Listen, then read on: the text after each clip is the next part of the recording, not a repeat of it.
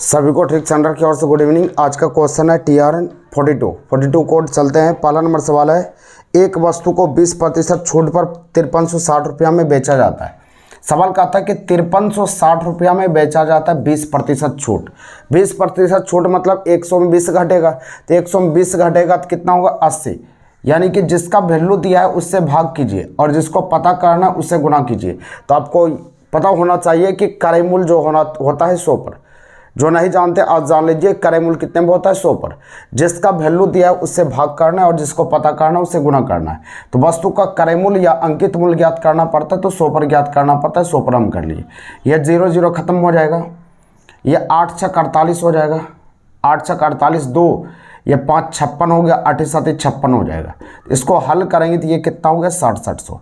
यही आपका आंसर हो गया 60 700। लेकिन आपको ये समझ में यदि नहीं आता है तो आपको हम समझा देते हैं ये सवाल कैसे आपको समझना है। सवाल देखना है कि यदि किसी वस्तु को 20% छूट पर 5360 रुपया में बेचा जाता है तो आपको समझना है कि 20% छूट बोलेगा तो 100 में घटा लेते हैं यानी 80। अगर बोलेगा 40% छूट तो 60 लिखेंगे, 20% लाभ 120 लिखेंगे, 50% छूट 150 घटा लेना, 10% छूट 90, 2% छूट 98। छूट बोलेगा तो 100 में घटाना है, वृद्धि बोलेगा तो 100 में जोड़ना है। यानी 20% छूट देते हैं तब इसका मूल्य होता है 5360। यानी 80 कलम का दाम 5360, एक कलम का दाम 5360/80। हमको चाहिए वस्तु का अंकित मूल्य चाहिए, तो अंकित मूल्य 100 कलम का दाम होता है।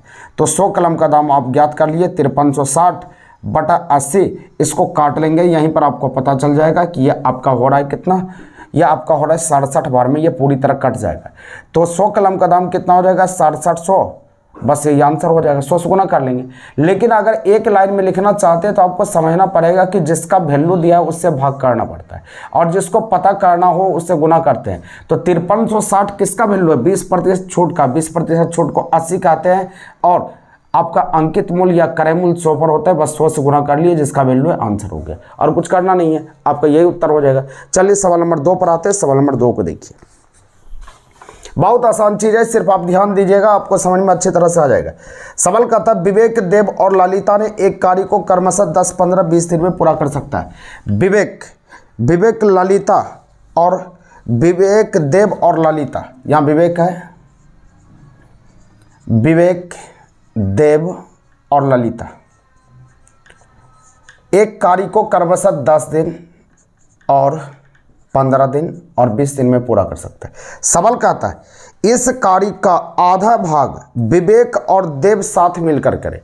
यानी इस कार्य का आधा भाग विवेक और देव है ना, हाँ, विवेक और देव एक साथ मिलकर काम करे। विवेक और देव ये मिलकर काम करे, तो मिलकर काम करेगा तो आधा काम करेगा तो कितना दिन में पूरा करेगा। तो पूरा करने का सूत्र होता है, यदि दोनों मिलकर काम करेगा तो गुना बटा जोड़। यदि जोड़ने का काम रहेगा तो दोनों मिलकर हो रहा है यानी जोड़ हो रहा है, तो गुना बटा जोड़ सूत्र होता है। ये टाइम एंड वर्क का होता है। जो नहीं पढ़े हुए कोई दिक्कत नहीं, आप सुन तो लीजिए कि गुना बटा जोड़ होता है। जब हम पढ़ाएंगे तो आपको फटाफट पता चल जाएगा कि ये क्या है। तो गुना बटा जोड़ कर दिया, आधा काम करना है, आधा से हम गुना कर लेते हैं। इसको 5 या 15 5 25, 5 दूना 10, ये 2 2 खत्म हो जाएगा। तो आपका आंसर 3 हो जाएगा। यही उत्तर हो गया, आंसर हो गया। फिर से सुन लीजिए, सवाल कहता है कि 10 दिन 15 दिन 20 दिन में पूरा काम करता है। अब कहता है दोनों मिलकर का सूत्र होता है गुना बटा जोड़। आधा तो आधा मतलब हाफ से गुना कर लिए, तो आपका आंसर हो गया। दुगुना का आता 2 से गुना कर लेते, आंसर हो जाता है। चलिए सवाल नंबर 3 की ओर बढ़ते हैं। सवाल नंबर 3 पर आइए। सवाल नंबर 3 को देखिए आप।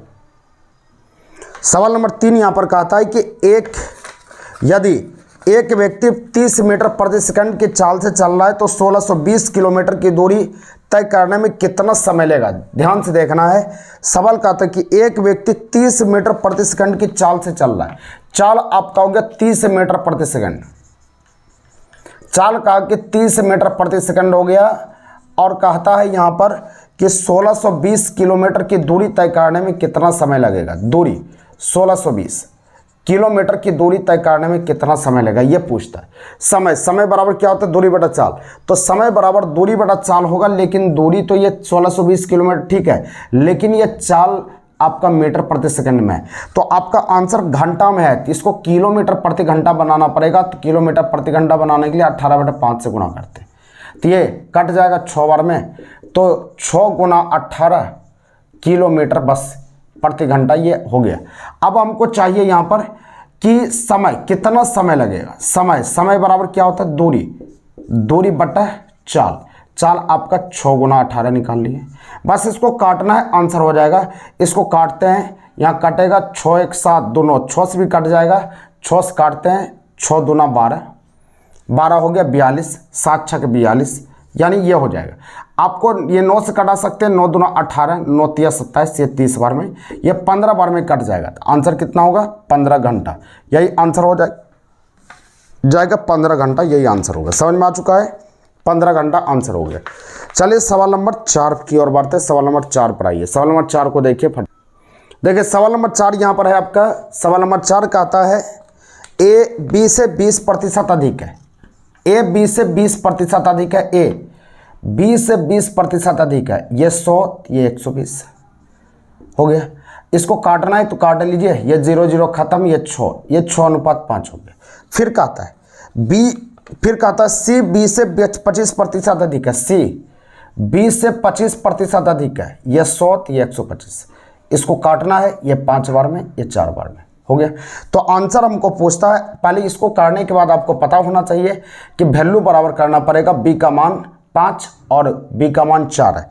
तो यहाँ पर सवाल बी ए से 20% अधिक है, यहाँ उल्टा है ना, बी ए से 20% अधिक है, बी अधिक है ए से, यहाँ पर ए होना चाहिए। तो देखिए सवाल यहाँ पर 6 है बी का मान और यहाँ बी का मान 4 है। यदि हम 2 से गुना कर लेते ये 12 पूरेगा, यदि हम 3 से गुना कर लेते ये 12 पूर जाएगा। तो हम लिख सकते हैं ए अनुपात बी अनुपात से। ए का वैल्यू 5 दूना 10, बी का वैल्यू 6 दूना 12 और सी का वैल्यू 5 से 15, ये 15 हो गया। तो अब आगे का आता है, यदि सी बराबर 330 हो, यानी सी का वैल्यू 330 है, सी का वैल्यू 330, यानी 15 कलम का दाम 330 रुपया। तो एक कलम का दाम कितना होगा, 15 से डिवाइड करते हैं, 15 से डिवाइड करते हैं, 15 दूना 30, 15 दूना 30, यानी 22 बार में कट जाएगा। तो एक कलम का दाम 22 रुपया। तो आंसर हमको कहता है कि ए का मान क्या होगा। तो ए का मान 10 कलम है, तो 10 कलम का दाम कितना होगा, 220। यही आंसर 220 हो जाएगा, यही उत्तर 220 होगा। ऑप्शन नंबर डी आपका आंसर हो जाएगा। चलिए अगले सवाल की ओर बढ़ते हैं। सवाल नंबर 5 की ओर आते हैं। एक धन राशि साधारण ब्याज पर 15 वर्ष में स्वयं का 14 गुनी हो जाती है। एक धनराशि 15 वर्ष में स्वयं का 14 गुनी हो जाती है। उसके बाद तो कहता है कितने वर्षों में यह धनराशि स्वयं का 92 गुनी हो जाएगी। कितने वर्षों में यह स्वयं का 92 गुनी हो जाएगी। तो इसके लिए आपको याद रखना है, तो जितना गुना होगा, जितनी गुनी होगी, यानी n गुनी होगी, तो इसमें एक कम कर लेना। n गुनी होगी, n1 गुनी होगी तो एक कम होगा, n2 गुनी होगी तो एक कम होगा, और जो समय होगा t1 बटा t2 यहाँ डाल दीजिएगा। यह सूत्र का प्रयोग कीजिएगा, आपका आंसर तुरंत हो जाएगा। क्योंकि आपको पता होना चाहिए कि जैसे हम बोलते हैं कि हम 500 रुपया किसी को दिए, मेरा पैसा 2 गुना हो गया, मतलब 1000 हो गया। 1000 तो हो गया, लेकिन इसमें वृद्धि कितने का हुआ, 500 रुपया तो मेरा ही था ना, तो 500 रुपया मेरा था, तो वृद्धि कितना हुआ, तो आप बोलेंगे 500। तो 500 वृद्धि हो गया तो कितना गुना बढ़ा, तो 500 का 1 गुना है ना, तो 2 गुना में 1 कम वृद्धि होता है, तो 3 गुना में 2 गुनी की वृद्धि होगी, 5 गुना में कितना, 4 गुनी की वृद्धि होगी। तो इसीलिए 1 कम यहाँ करना है। तो यहाँ सवाल कहता है कि 15 वर्षों में स्वयं का 14 गुनी, तो 15 वर्ष यहाँ टाइम यहाँ 15 डालिए, 14 गुनी है, 14 गुनी को 13 लिखना है बस। उसके बाद फिर कहता है, तो यहाँ पर कहता है तो कितने वर्षों में यह स्वयं का 92 गुनी हो जाएगी। तो 92 गुनी होना है, तो गुना होना, तो 92 को हमको लिखना है 91। कितना वर्ष में, कितना के लिए x डाल दिए, 63 91। अब x बराबर 15 गुना 7, 7 5 35 के 5 बाकी 3, 105 हो जाएगा। यानी x बराबर 105 निकला, यानी 105 वर्ष में यह अपने का 92 गुनी हो जाएगी। बस यही उत्तर हो जाएगा 105। समझ में आ गया, कोई दिक्कत नहीं। अगले सवाल की ओर बढ़ते। सवाल नंबर आपका 6 पर आइए। सवाल नंबर 6 का आता है, यदि a/5 b/6 c/8, ध्यान देना है। सवाल नंबर यहाँ पर 6 है। सवाल नंबर 6 के देखिएगा, यदि a/5 बराबर b/6 बराबर c/8 तो a अनुपात b अनुपात c। तो हम बताए थे नीचे जो लिखा है बस वही अनुपात होता है, 5:6:8। बस इसको याद रखना, जो नीचे छपा हुआ होता है वही अनुपात होता है, वही आंसर है। सारे स्टूडेंट मेहनत करेंगे तब मज़ा आएगा, नहीं तो फिर ऐसे फंसे हुए रह जाएंगे। आपको फ़ायदा उठाना है, इस सवाल जितना हम देते हैं उसको हर हाल में बनाना है, किसी भी सूरत पर इसको छोड़ना नहीं है। अगर आप छोड़ देते हैं तो बहुत बड़ा गलतफहमी होगी, आप पीछे चले जाएंगे, आप आगे नहीं बढ़ पाएंगे। अगले सवाल की ओर बढ़ते, सवाल नंबर 7। सवाल नंबर 7 कहता है a अनुपात b अनुपात c बराबर 1:2:3। तो हमको कहता है 2a + 5b बटा c बराबर व्हाट। 2a तो a का वैल्यू तो 1, b का वैल्यू 2 और c का वैल्यू 3। तो यहाँ पर 2 गुना a 1 हो गया, प्लस 5b, b का वैल्यू कितना 2 बटा c का वैल्यू 3। ये 10 2 12, 12/3 हो जाएगा। 5 गुना 10 तो 12, 12/3 बराबर 4। यही उत्तर होगा, 4 आपका आंसर हो गया। समझ में आ गया, उत्तर 4 हो जाएगा, यही आंसर हो गया। चलिए अगले सवाल की ओर बढ़ते, सवाल नंबर आपका 8 है। 8 नंबर ये ग्राफ है, ग्राफ को ध्यान से समझिएगा कि ग्राफ आपको कैसे बनानी है। ग्राफ की ओर हम बढ़ते हैं, ग्राफ को समझिएगा। ग्राफ हम बना लेते हैं बोर्ड पर, उसके बाद फिर समझना है। सारे स्टूडेंट मेहनत करना है, मेहनत करोगे तभी कुछ होगा, नहीं करेंगे कुछ नहीं होगा। यहाँ पर ग्राफ को देखिएगा, ये ग्राफ है आपका, ग्राफ दिया गया है, यहाँ पर देखना है, ध्यान से देखिएगा, आपको ग्राफ पूरे अच्छी तरह से आ जाएगा। आप नहीं भी पढ़ें क्लास में कोई दिक्कत नहीं है, आपको समझ में बढ़िया से आ जाएगा। ये 14% है, यहाँ पर S6 है, या 25% है आपका S7 है। ये क्या है हम बता रहे हैं। ये S1 यहाँ पर है 8%, यहाँ पर S2 आपका है 15%, अब यहाँ पर S3 आपका हो गया 20%, उसके बाद यहाँ पर है S4 6%, S5 12%। ये दिया है। सवाल कहता है, सवाल को सुनिएगा। सवाल यहाँ पर कहता है, ऊपर दिए गए वृत्ताकार रेखा देश के 7 राज्यों के वार्षिक बर्फबारी को दर्शाता है। यानी पूरे देश में कितना बर्फ गिरा, कितना प्रतिशत बर्फ गिरा, वो पूरा दर्शा रहा है। उसके बाद कहता है देश के कुल वार्षिक बर्फबारी का प्रतिशत को दर्शाता है। ठीक है, यदि देश में वार्षिक बर्फबारी 700 सेंटीमीटर है, पूरा देश में 700 सेंटीमीटर हम ले लिए, तो हमको कहता है कि S3 और S2 के बर्फबारी में अंतर क्या है। S3 और S2, तो S3 देखिए, S3 है, S2 अंतर कितने का 5, तो 5 में सिर्फ निकालिए, 5% निकालिए, इसका आपका आंसर हो जाएगा। क्योंकि इसमें 15 यहाँ 20 है, 700 का 5% निकालिएगा, 5/100। बस इसका सॉल्यूशन करना, 0 0 खत्म, आंसर हो गया 35 सेंटीमीटर आपका आंसर होगा। ये उत्तर हो जाएगा 35। समझ में आ गया, कोई दिक्कत नहीं है। अगले सवाल की ओर बढ़ते हैं। सवाल नंबर 9 कहता है कि S3 में बर्फबारी 400 सेंटीमीटर है। S3 का वैल्यू देख लीजिए, S3 कितना 200, जिसका वैल्यू रहता है उससे भाग देते हैं, आपको पता होना चाहिए। तो हमको कहता है कि पूरे देश में बर्फबारी कितना है, पूरा देश कितना पर जाएगा, 100% पर जाएगा। तो पूरा देश पर 100% पर आप निकालिए, 100 पर हम चलेंगे, 100 पर निकालेंगे, 20 बार में काटेगा, तो 20 बार में काटेगा, आंसर होगा 2000 सेंटीमीटर आपका आंसर हो जाएगा। समझ में आ गया, कोई दिक्कत नहीं, 2000 सेंटीमीटर आंसर हो जाएगा। अगले सवाल की ओर बढ़ते हैं, सवाल नंबर 10। यदि पूरे देश में बर्फबारी 4000 है, पूरा देश में बर्फबारी 4000 है, हम ले लिए, यानी पूरा देश का वैल्यू होता है प्रतिशत वाला रहता है, तो इसको याद रखना है कि प्रतिशत वाला 100 पर काम करता है, यानी 100 का वैल्यू है, 100 से हम डिवाइड कर लेते हैं। तो आंसर हमको पूछता है कि S7 में कितना बर्फबारी हुआ, तो S7 ये 25% है, तो 25 पर निकालिए। इसको 4 बार में काट सकते हैं, यह 1000 बार में कटेगा, तो ये 1000 सेंटीमीटर आपका आंसर हो जाएगा। 1000 सेंटीमीटर आंसर हो गया। समझ में आ गया। उसके बाद कहा था S7 तथा S3 में बर्फबारी का अनुपात क्या है। S7 और S3, S7 को देखिए, S7 25% है, और उसके बाद S3, तो S3 का यहाँ अनुपात क्या है, S3 यहाँ 20% है। अब इसका अनुपात पूछता है, अनुपात पूछता है 5 बार में, ये 4 बार में, आंसर हो गया 5:4 आंसर हो गया, ये 5:4 आंसर बनेगा। अगला सवाल है S2 एवं S3 के बर्फबारी का अनुपात क्या हुआ। इसको खुद आप बना के कमेंट बॉक्स में दीजिए कि 12 नंबर का आंसर क्या होता है। आपकी कमेंट का हम प्रतीक्षा करेंगे कि आप क्या आंसर इसका देते हैं। सवाल नंबर 13 की ओर बढ़िए। सवाल नंबर 13 कहता है, ध्यान दीजिएगा, सवाल नंबर 13 यहाँ पर कहता है कि भिन्न को छांटिए 10, 12, 15, 20। देखिए 10 सम संख्या, 12 सम संख्या, 15 विषम संख्या और 20 सम संख्या। तो आपका 15 आंसर हो जाएगा, क्योंकि एक विषम है, सारा सम है। तो आपका क्या आंसर होना चाहिए? 15। समझ में आ चुका होगा, 15 हो गया। अगले सवाल की ओर बढ़ते हैं। सवाल नंबर 14 नंबर कहता है कि ए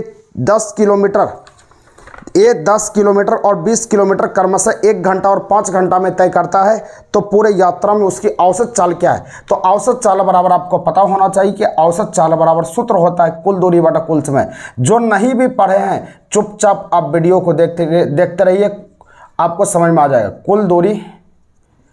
कुल दूरी बटा कुल समय। ऐसा कोई ज़रूरी नहीं कि आप क्लास किए हैं तभी समझ में आएगा, आपको पक्का समझ में आएगा। बस आप सिर्फ सवाल को देखते रहिए। कुल दूरी बटा कुल समय। तो देखिए यहाँ पर 10 किलोमीटर की दूरी और 20 किलोमीटर की दूरी, समय लिया 1 घंटा और 5 घंटा, जोड़ दिए, ये 30 हो गया और नीचे 6 हो गया, तो आपका औसत चाल क्या हो गया? 5। बस 5 किलोमीटर प्रति घंटा आपका आंसर हो जाएगा। चलिए अगले सवाल की ओर। सवाल नंबर 15 कहता है कि पहले वस्तु का विक्रय मूल्य 960 रुपया, 9610 नहीं है, 960 कर लीजिए, ये गलत टाइप हो गया है, 960 है। पहले वस्तु का विक्रय मूल्य 960 रुपया, ध्यान दीजिएगा। 15 नंबर, पहले वस्तु का विक्रय मूल्य 960 रुपया है। उसके बाद कहता है और दूसरे वस्तु का लागत मूल्य 960 है, यानी ये विक्रय मूल्य 960 है, ये लागत मूल्य मतलब ये क्रय मूल्य 960 है, कोई दिक्कत नहीं। अब उसके बाद कहता है यदि पहले वस्तु पर 20% का लाभ हो, यानी 960 में बेचा तो 20% का लाभ हो गया, यानी 20% लाभ को 120 बोलते हैं। जिसका वैल्यू रहता है उससे भाग देते हैं और क्रय मूल्य ज्ञात करना मतलब 100 पर होता है। 12×8 = 96, 8 बार में कट जाएगा, तो ये 800, यानी क्रय मूल्य 800 रुपया हो गया, यानी खरीदा है 800 में, बेचता है कितना में? बेचता है 960 में, तो यहाँ पर 800 और 960 हो गया। अब कहता दूसरे वस्तु पर 20% का हानि हो गया, यानी 960 पर दूसरा वस्तु बेचा, 20% की हानि, 20% हानि को 80 हम कहते हैं, और क्रय मूल्य कितने पर होता है? 100 पर। बस इसका सॉल्यूशन करेंगे, यह 12 बार में कट जाएगा, यानी 1200 हो जाएगा, और यहाँ पर आपका क्रय मूल्य निकल जाएगा। यहाँ पर क्रय मूल्य 1200, क्रय मूल्य 1200 हो गया। पहले वस्तु पर 20% लाभ। अच्छा, सवाल कहता है कि पहले वस्तु का विक्रय मूल्य 960 रुपया और दूसरे वस्तु का लागत मूल्य 960 रुपया। अब यदि लागत मूल्य 960 रुपया, यदि पहले वस्तु पर 20% का लाभ और दूसरे वस्तु पर 20% की हानि हुई, तो कुल मिलाकर क्या हुआ? यह सवाल कहता है ना। तो ध्यान से सवाल को सुनिएगा, आपको समझा देते। कहता है, देखिए सवाल को, सवाल ये बहुत ही बढ़िया है, ध्यान से फिर सुनेंगे। सवाल कहता है कि पहले वस्तु का विक्रय मूल्य 960 रुपया, विक्रय मूल्य 960 रुपया, तो 20% का लाभ होता है। यह विक्रय मूल्य दिया है 960 रुपया, तो 20% का अब को लाभ हो गया। तो यहाँ पर देखना है कि 20% लाभ को हम बोलते हैं 120। तो 100 पर जाएंगे तो क्रय मूल्य निकलेगा, यानी क्रय मूल्य आपका 800 रुपया। अब बोलता है दूसरे वस्तु को 960 रुपया क्रय मूल्य है, लागत मूल्य है, लागत मूल्य मतलब क्या है? क्रय मूल्य। 960 रुपया है, तो 960 रुपया लागत मूल्य है, यानी जिसका वैल्यू है उसे डिवाइड करना है। तो यहाँ पर हमको बोलता है कि 20% का हानि हो गया, तो 20% की हानि को क्या लिखेंगे? 80। तो 20% हानि पर निकाले तो 768 रुपया, ये क्या हो जाएगा? विक्रय मूल्य। तो हमको बोलता है कितना रुपया का हानि हुआ, तो क्रय मूल्य देखिए, क्रय मूल्य यहाँ पर टोटल क्रय मूल्य क्या होगा? यहाँ पर क्रय मूल्य ऊपर पर 800, यहाँ पर क्रय मूल्य आपका 960, लागत मूल्य 960 रुपया हो गया। तो टोटल क्रय मूल्य कितना होगा? 0, ये 6, 9, 8, 17, 1760 हो गया। और विक्रय मूल्य कितना आया? यहाँ पर 960 रुपया में इसको बेचा और यहाँ पर बेचा 768 रुपया में इसको बेचा। तो यहाँ पर हम जोड़ लेते हैं, यहाँ पर जोड़ लेते हैं, 0, 8 यहाँ हो गया, 6, 6, 12, 2 बाकी 1, 9, 8, 17, 1, 18, ये हो जाएगा ना। 9, 7, 16, 1, 17 हो जाएगा, 17 हो गया। 1728 में बेचा। तो हमको कहता है कि कितना घाटा हुआ। हम खरीदे हैं 1760 में और बेचते हैं 1728 में, 32 रुपया का हानि हो गया। बस ये आंसर हो जाएगा 32 रुपया। समझ में आ गया? ये 32 रुपया क्या हानि होगा। बहुत ही बढ़िया सवाल था, इसको ध्यान से देखिएगा। और 16 नंबर आपका इंतज़ार रहेगा कि किसको किस में बदलिएगा ताकि आपका ये आंसर 11 पुट जाएगा। इसका सॉल्यूशन करके आप भेजेंगे, सॉल्यूशन करके भेजिएगा। 17 नंबर, 17 नंबर भी ये बहुत ही आसान सवाल है, ध्यान दीजिएगा। 17 नंबर SCIENTIST, इसको सिर्फ पीछे से लिख दिया गया है, पीछे से लिख दिया गया और कुछ नहीं किया है, पीछे से आप लिख दीजिए, आपका आंसर तैयार हो जाएगा। देखिएगा ध्यान से 17 नंबर, यहाँ पर SCIENTIST, इसको पीछे से लिखिए TSITNEISE, ये पीछे से हूबहू लिख दिया, पीछे से हूबहू लिख दिया। तो आपको भी करना क्या है, GOLDSMITH, पीछे से हूबहू लिख दिया HTIMSDLOG, बस आंसर हो जाएगा, ये उत्तर हो जाएगा। अगले सवाल की ओर बढ़िएगा। अगला सवाल है, यदि किसी वस्तु का क्रय मूल्य 928 रुपया और 15% लाभ है तो प्राप्त लाभ क्या होगा। देखिए ध्यान से, बोलता है यदि किसी वस्तु का क्रय मूल्य 928 रुपया, यानी 928 रुपया में खरीदना मतलब क्रय मूल्य 100 पर होता है। 18 नंबर, 928 रुपया में खरीदना मतलब क्रय मूल्य 100 पर चले आए, कोई दिक्कत नहीं। अब उसके बाद कहा था कि 15% का लाभ हुआ, यानी 15% के लाभ पर हम बेचते हैं, तो इसको हल करते हैं। तो हल करने के बाद आपका हो जाएगा, यहाँ पर 15% लाभ पर हम बेचेंगे तो 106, इसको गुना करने पर 1067 हो जाएगा। हाँ, 1067.2 हो जाएगा, यानी विक्रय मूल्य आपका 1067.2 होगा। आप कर लीजिएगा, कटा लेना। ये 928 रुपया ये आपका क्रय मूल्य था, इतना रुपया विक्रय मूल्य। तो पूछता है लाभ क्या होगा, तो लाभ 928 रुपया को घटा लीजिए तो 0.2 होगा। 17 में से 8 गया 9, अब यहाँ बच गया आपका कितना, यहाँ बच गया आपका, ये 17 में से 8 गया 9 हो गया, यहाँ बच गया 5, 5 में से 2 गया 3, अब यहाँ पर 139.2 आपका आंसर हो जाएगा। ये उत्तर। आज का सवाल थोड़ा टफ है, आराम से बनाइए, समझ में आ जाएगा। नहीं समझ में आए तो फिर दोबारा तिबारा देखिए, आपको अच्छे से समझ में आ जाएगा। अगले सवाल की ओर बढ़ते हैं। अगला सवाल का आता है, कुछ चूहे कुत्ते हैं, तो यहाँ पर हम लिखते हैं कुछ चूहे कुत्ते हैं, कुछ मतलब ये कटेगा, कुत्ते हैं तो कुत्ते ले लिए। उसके बाद क्या आता है, सभी मछली कुत्ते हैं, तो सभी मछली कुत्ते, ये मछली यहाँ पर आ जाएगा। सभी मछली कुत्ते हैं, कुत्ता के अंदर में मछली आ गया। तो हमको कहता है कुछ चूहे कुत्ते हैं, तो कुछ चूहे कुत्ते एकदम सही है। दूसरा कहता है कुछ मछली कुत्ते हैं, तो कुछ मछली कुत्ते एकदम सही है। कुछ मछली भी कुत्ते हैं, आपका आंसर सही होगा, दोनों सही होगा। अगला सवाल 20 नंबर सवाल पर आइएगा। 20 नंबर सवाल को हम बनाते हैं, हर रोज़ ये सिटिंग अरेंजमेंट का सवाल आ रहा है, थोड़ा थोड़ा अंतर है, आप इसको बनाते रहिए, आपको समझ में आ जाएगा। सवाल कहता है 8 मित्र, 1 2 3 4 5 6 7 8 हो गया। 8 मित्र वर्गाकार खेत के चारों ओर बैठे हुए हैं, जिसमें एक दूसरे के आमने सामने, ठीक है, जिसमें ए एफ के सामने, ए जो है एफ के सामने और बी के दाएं और तीसरा है, तो बी के दाहिना तरफ तीसरा है, तो बी यदि यहाँ बैठेगा तो पहला दूसरा तीसरा, बी के दाहिना तरफ तीसरा हो जाएगा, ठीक है। उसका एफ और डी के बीच में जी है, एफ और डी के बीच में जी है, एफ और डी के बीच में जी है, एफ यहाँ बैठ गया तो इसका मतलब जी यहाँ बैठेगा, डी यहाँ बैठेगा, एफ के बगल में जी डी हो गया। उसके बाद फिर यहाँ पर एच डी के बाएं है, तो एच जो है एच डी के बाएं है, तो डी के बाएं तरफ ये एच यहाँ पर हो गया, एच डी के बाएं, कोई दिक्कत नहीं है। तथा सी और ए के बीच में एच डी के बाएं है, बाएं तो इधर है, पूरा बायां हो जाए, और सी और ए के बीच में, तो सी और ए के बीच में है, तो यहाँ पर देखिए यहाँ पर बैठेगा एच डी के बाएं और सी और ए के बीच में, तो इसका मतलब सी यहाँ बैठेगा और यहाँ पर एच बैठेगा।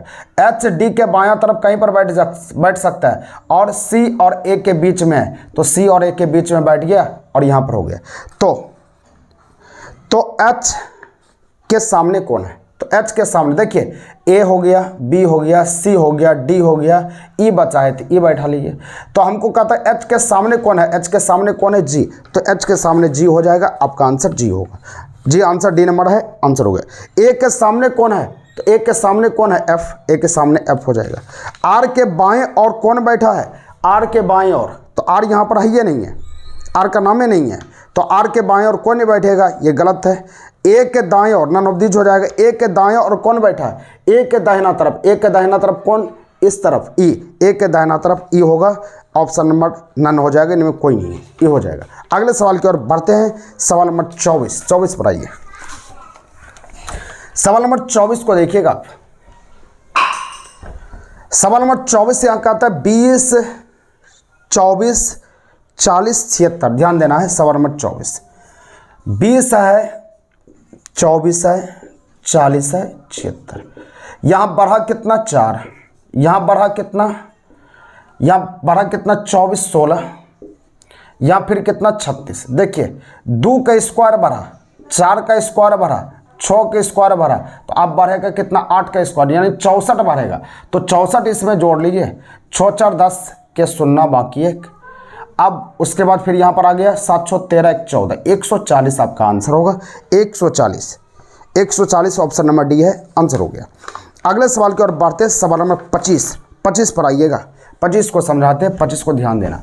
यह सब सवाल सीरीज है, रोज बनाते बनाते आपको मज़ा आ जाएगा, बस थोड़ा सा ध्यान दीजिएगा आप, आपको अच्छी तरह समझ में आ जाए। सवाल नंबर 25 को देखिए। SNC QPA ORY, ओ है यहाँ पर ORY MTW। देखिए 19 से 17 -2, 17 से 15 -2, 15 से 13 -2, यह -2, 13 से 2 जाएगा 11 के, 14 से 16 2 12, 16 2 18 2 12, 18 2 20, 20 2 22 होगा, भी होगा। 3 में से 2 घटा ए। अब यहाँ से देखिए इसमें भी 2 घटा वाई, इसमें भी 2 घटा 23 में से 2 घटेगा यू, बस आंसर होगा के भी यू आंसर हो जाएगा। अगले सवाल की ओर बढ़ते हैं, सवाल नंबर 26 की ओर। 26 का था 22:242 समानुपात 18। यहाँ पर देखिए इसका स्क्वायर करना है, 484 हो जाएगा। 22 का स्क्वायर 484, 484/2 करते हैं तो क्या 242 आ जाता है ना, यानी स्क्वायर करके 2 से भाग लगाए। 18 के स्क्वायर 324 होगा, 324/2 कर लिए, बस 162 हो जाएगा, 162 लिखेंगे, बस ये आंसर हो जाएगा 162। समझ में आ गया। अगले सवाल की ओर बढ़िए, सवाल नंबर यहाँ पर 27। सवाल नंबर 27 की ओर बढ़ते हैं, सवाल नंबर 27 पर आइए। सवाल नंबर 27 यहाँ पर देखिए ग्राफ दिया है, 9 25 49 81 121 169 वाट 189 361। 3 का स्क्वायर 5, उसके बाद 7, 8 के स्क्वायर 11 के स्क्वायर और 13 के स्क्वायर। देखिए 3 5 7, उसका 8 11 13 सब चल रहा है, यानी यह इधर से हम चलेंगे 361 किसका स्क्वायर है, ये किसका स्क्वायर है, उसके बाद फिर ये कितना होगा आप खुद बताओगे। ये दिमाग लगा के बताना है कि आपका आंसर यहाँ पर क्या होना चाहिए। हम लिख दिए, कोड कर दिए। यहाँ पर देखिए 13 11 8, 13 2 घटा, फिर उसके बाद यहाँ घटा, ये 9 का स्क्वायर है ना, 9। यहाँ पर 7 5 3, यहाँ पर किसका स्क्वायर, यहाँ पर किसका स्क्वायर, यहाँ पर कितना होगा आपको खुद बताना। इसको हल करके बताएंगे। रसोई चाकू सर्जन छुरी रखता है, सर्जन मतलब काटने वाला, ऑपरेशन करने वाला, छुरी होगा। समझ में आ चुका है। उम्मीद करते हैं कि आप सभी को समझ में आया। नेक्स्ट वीडियो के साथ कल मिलते हैं, तब तक के लिए टेक सेंटर की ओर से जय हिंद। कल मिलते हैं।